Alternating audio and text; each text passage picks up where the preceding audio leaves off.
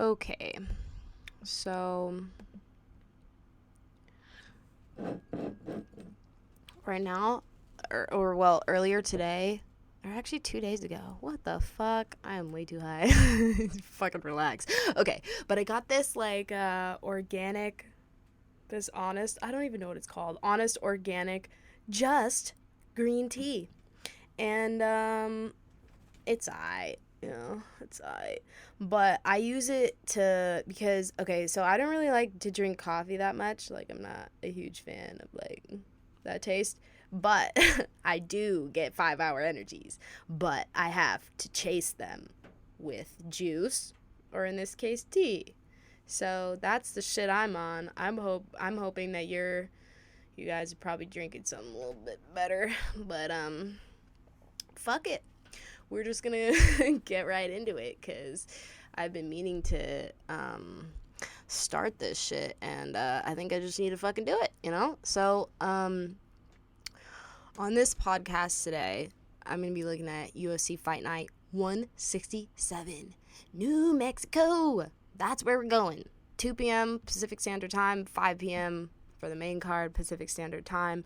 I'm not going to be going through, like, all the motherfucking fights, but I'm going to go through some that I think are interesting, which are the majority of them. I think that last weekend was cool, but I feel like people are going to make their money back a little bit on this one for the people that paid for the pay-per-view shit. So, first fight on the card is a flyweight bout. So it's Mark De La Rosa versus Raulian Paiva. Smoothest name in the game, swear to God. Okay, so Mark is coming in at 11-3. What's interesting is both of these fighters are on a 2-fight losing streak, and they both have fought Kai Kara France. That's one of the opponents that they have in common. So it was interesting to watch kind of how they both approach that. And sorry, my phone will be going off. I need to fucking relax. Okay. So we'll start with Mark. Young Mark. Okay. Let me pull up his fucking thing. Okay. So Mark is 25. So, damn, that fool is younger than me by a year, but still. So he's coming in with 14 fights total. So coming in at 11-3, as I said earlier. He has had 5 fights inside the UFC. He has gone 2 for 5. But to his credit, like, he did debut against Tim Elliott, and that's no easy fight for anybody. And I believe right before that fight was when Tim Elliott's coach passed away. I think that might have been it. I don't know. But Tim Elliott was certainly supercharged, and Mark did end up getting finished in the second round via anaconda choke. So that was pretty dope. It was kind of like they ended up in the ground, and he couldn't really quite get out of it. Even though, Mark is a jiu-jitsu guy, he's very comfortable there. Tim Elliott was just fucking all over him, man. Fucking all over it. And then the other 2 losses were by unanimous decision. That was his most recent loss came to Kai Kara France and Alex Perez. So in his fight with Kai Kara France, it was actually a very, very exciting fight. Like, if you go back and watch it, this is definitely one to watch to kind of display both fighters, actually. I think Kai Kara France, like, don't get me wrong, De La Rosa is fucking fast, man, but Kai Kara France was a little bit faster, and he was very good at getting in, getting his hits off, and getting out again. And Mark did catch him a few times. Mark has great counters, and he can find someone, he can find someone's head, he's very good at doing that, or finding someone's jaw. The first round, was very back and forth. It did start with, De La Rosa gets a hold of him and, like, kind of takes his back. He wasn't able to get any hooks in, but, dude, Kai Francis' fucking takedown defense was fucking excellent. Fucking excellent. And then he's able to reverse it and then gets a takedown of his own. I was like, oh shit. He's fucking doing it. But yeah, Kai France, fucking good. But I think it did, showcase a lot of what Mark can bring to the table against a very quick, versatile striker. And he did get dropped in the second round. But he didn't get up with like any funky leg movement or any crazy shit like that, but he, I think that was kind of the decisive factor. And then the last minute takedown in the last round. But he had good counters, good movement, good cardio.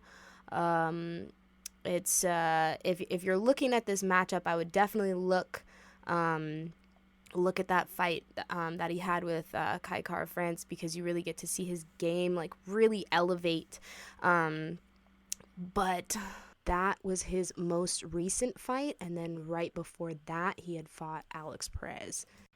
Before facing Perez, he fought Joby Sanchez, and he won a split decision. I thought it was 29-28 De La Rosa. That's how I had scored that fight. It was very, very exciting.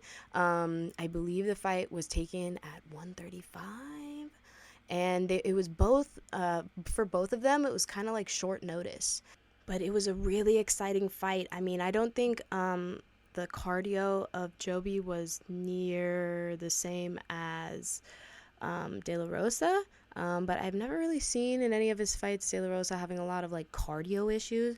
So I'm like, okay. But I believe they did take this at 135. But De La Rosa looked good. He was controlling, the fight. I thought the first round, Joby was able to really see his leg kicks coming, because I think De La Rosa had implemented that kind of in his game plan for that fight. But he was leading with the kick, and so he was just kind of getting countered off that. But then he started mixing it up and was really able to dictate the pace, to be honest. Like De La Rosa, he was coming forward, he was aggressive, and like really put a pace on Sanchez. And I think that's what kind of undid his cardio, towards the end, and those leg kicks, man, it really slowed him down. So De La Rosa is very versatile. He'll use everything. He's comfortable, fighting off of his back. He has good striking, very accurate striking, good pressure, good aggression. So I think this fight in particular is going to be very interesting. Stylistically as well, an interesting matchup. And I don't think it's a style that De La Rosa has seen before, and I don't think that De La Rosa is a style that Paiva has seen before, so should be interesting. But I think he fought Alex Perez at 135 too, but I could just be making that shit up. But he looked good at 135 too. He still had speed. He still had, a lot of advantages. He's, what's it called? His wife, Montana De La Rosa, is actually on this card as well. And so they're the first ever husband and wife duo to be in the UFC. And this is going to be the very first card in UFC history where a husband and wife will be competing. So that is fucking dope. Over there making history and shit, and it's funny because they both compete at 125, so they damn near the same size. And like their whole family is kind of like crazy talent, man. Their daughter Zaylin, at 10 years old, was a Texas State wrestling champion, and not just in the female divisions. She was handing out L's to these boys as well. So she's a fucking savage. And I'll probably get to Miss De La Rosa when that time comes. She's later on in the card. Because she's a fucking savage wrestler, dude. She's fucking hella good. But yeah, so What's interesting in this as well is the experience. While Mark De La Rosa has a lot of experience, like inside the UFC,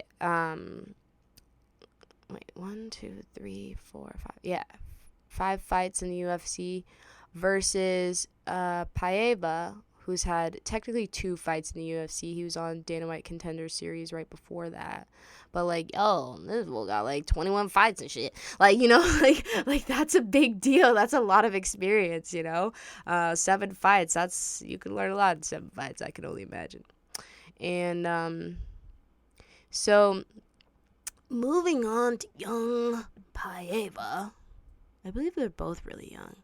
Mark De La Rosa is 25. This dude's 24. All right. So one thing that's going to be lean in Paiva's favor is this height and reach situation. So he's 5'8", and he has a 69.5-inch reach. Now, yeah, 69.5. Yeah. Okay, because I was like, oh, that's nice. Okay. And Mark has a 65-inch reach and is 5'6". So that's going to be, however, yeah, that's going to be an advantage, but Mark is used to fighting with people with that reach disadvantage. He could be taller than someone. He was taller than Kai Kara France, but Kai Kara had a longer reach than him. Significantly longer, I believe.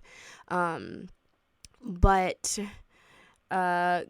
moving to Paiva, he came into the UFC on a let's see, 1, 2, 3, 4, 5, 6, 7, 8, 9, 10, 11, 12. A 12-fight win streak coming into his UFC debut. And so let's see, let's break this down a little bit. So he's had, like I said, 2 fights in the UFC. He's 0-2, and he debuted against Kai Kara France, lost via split decision. I think a lot of it had to do with, Kai Kara got that takedown last final seconds of the fight, and I think that kind of, in the judge's mind, it kind of came down to that last round. And then his most recent loss, I don't know if you guys remember, but this fool. Okay, so in UFC Uruguay, he faced Bonatorin. How do you pronounce that name? My bad, bro. In round 1, did you see that cut on his eyebrow? Dana White posted it. That shit was fucking gnarly, okay? His face was coming off. I was like, what are we doing? That's crazy. Because earlier in that round, the ref, I think it was at 3 minutes, 8 seconds or something, and he stopped the fight. They were on the ground. He stopped the fight, and then because other dude's face was busted open, so then he had the called in the doctor and did all the shit, and it was below his eye. It was right on the front of his cheek. It was a really interesting place to be cut. But so after they check that out, the ref starts them standing up, and then a couple seconds later he kind of realizes, wait, so he stops the fight again and then puts them on the ground. And then from there it was 2 minutes later, they're back to their feet, and then Paiva gets hit with this fucking crazy knee, and it splits his, where the corner of your eye is? If you go a little bit more towards your nose, it was, from there to the middle of his eyebrow. It was just, falling up. I was like, oh my God, that shit was nuts. And it was above the eye. It was really, really bad cut. So they stopped it, and so that was his second fight in the UFC. So he does kind of have this Thai style thing going on. He's very relaxed and very composed in there. That's what made this fight so exciting. Once I started looking up his fights and everything, I was like, yo, this dude kind of tight, but he's, a good grappler, good counter puncher, long reach, can take a hit, man. He's very durable. Even after he got his face ripped in half, he was still going. No problem. He was ready to go. He was ready to rack, you know. Can take a lot of punishment and be cool. Like, he's, you know, has, like, Nate Diaz durability. So I was like, okay, that's dope, you know. Good in the scramble, you know. And he has pretty good takedown defense. If he's up against a cage, he can usually get back up pretty quickly. If they do take him down. I mean, so he has a very interesting story, actually. So in 2018, he was in an accident, like a motorcycle accident, and so after he had left the club, some guys were like harassing his chick or whatever, and they are finally able to, you know, get away from them, get on the bike, and just go. They pulled up to a stoplight, and a car hits them from behind. And, like, Paiva kind of, it was more like he, like, fell off his bike. A lot of the damage came from kind of falling over on the bike, like falling off of it. But his girlfriend was actually, like, the car dragged the motorcycle with her on it for quite some time.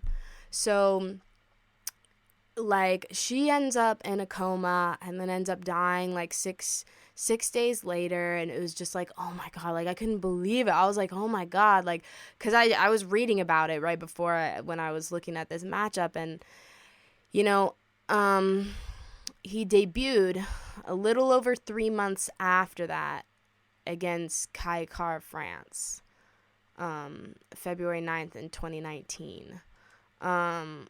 So, I mean, this dude's story is, like, fucking incredible. Like, and the fact that he can, you know, 3 months later after losing such a important person in his life, he's able to go in there against Kai Car France, who's arguably, you know, Brandon Moreno kind of stopped that train a little bit, but arguably, like, one of the top prospects in the 125 division, and he was able to go in there and get a split decision.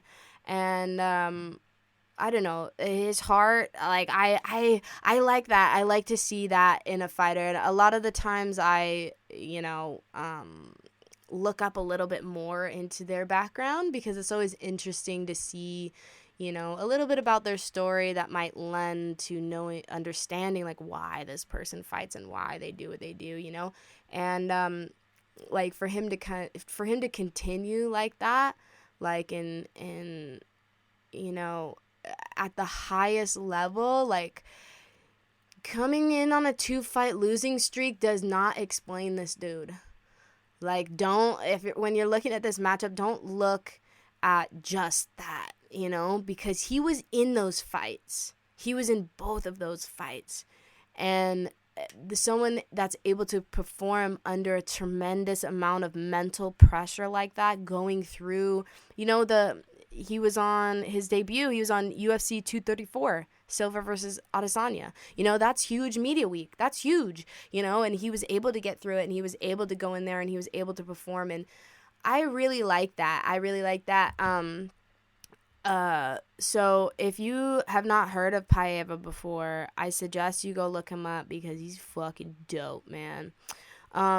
So, I mean, even though this is the first fight of the night, like, don't sleep on this shit, bruh. Or ladies too, you know how that goes. Like, don't sleep on this shit. This is, you know, number 13 De La Rosa going in against number 14 Paiva. Like, you know, like, these are top 15 guys, like, and I think it'll be an interesting matchup, both stylistically, I mean, their experience, their stories. Like, I think this is going to be an excellent matchup, so make sure that you tune in, you know, 2 p.m. sharp, ladies and gentlemen, because this is definitely going to be a fight that you're going to want to see. Like, comment, and subscribe. Do all 3 of those things. Well, only if you want to, you know. You don't have to, I guess, if you don't want to. But yeah, like, comment, subscribe. I'm pretty sure I was supposed to put that shit at the beginning too. That's what they say, but whatever. Fuck it. I'm doing it now, folks. So go ahead and get to that. I mean, if you want to comment negative shit, you are welcome to, but just make it entertaining. Don't just say words with the front of your face. So, if you want to know my picks on this matchup, go ahead and send me a little DM there. Because I don't put my pick out because that shit is low-key rude, okay? It's low-key rude, especially if you know a lot of the fighters, you know. I try to keep it neutral. So you can hit me on Instagram at Francesca_Dominique, and you can follow this page at The Blunt Review. And stay on the lookout for more videos breaking down more of the matchups of UFC Fight Night 167. I should be dropping those shortly, so stay tuned, motherfuckers.